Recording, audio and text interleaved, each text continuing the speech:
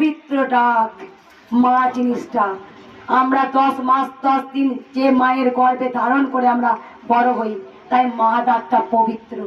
মা বলেই দিয়েছিলেন, তুমিও তাই সবাইকে মা বলবে আর ভক্ত ছেলেদের বাবা বলবে। তাই বাবা মা ডাকটা পবিত্র ডাক। আমি সবাইকে আজও বলি মা বাবা। আর দেখবে আমি বাচ্চাদের খুব ভালোবাসি, কেন জানো? আমি বাচ্চাদের, বড়দের থেকে বাচ্চাদের বেশি, কেন জানো? কারণ সকল বাচ্চাকে দেখতে পাই। আমি যে কানাইকে দেখতে পাই, একটা যে শিশুকে ভালোবাসতে পারে না। যতই তুমি বড় বড় বড়াই করো, যতই তুমি মাকে ফুল মিষ্টি দিয়ে মালা দাও, সেই ভক্তি তোমার কাজে লাগবে না। একটা বাচ্চা আমার করো, যতই তুমি মাকে ফুল মিষ্টি দিয়ে মালা দাও, সেই ভক্তি তোমার কাজে লাগবে না।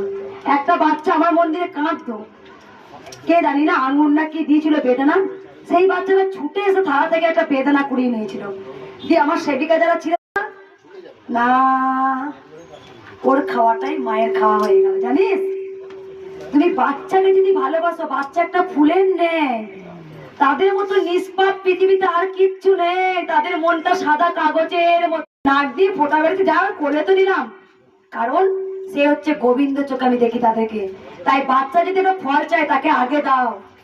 আমি প্রত্যেকটা বাচ্চাকে এরকম চোখে ভালোবাসি, কারণ ওকে ভালোবাসলে স্বয়ং গোবিন্দ খুশি। গোবিন্দ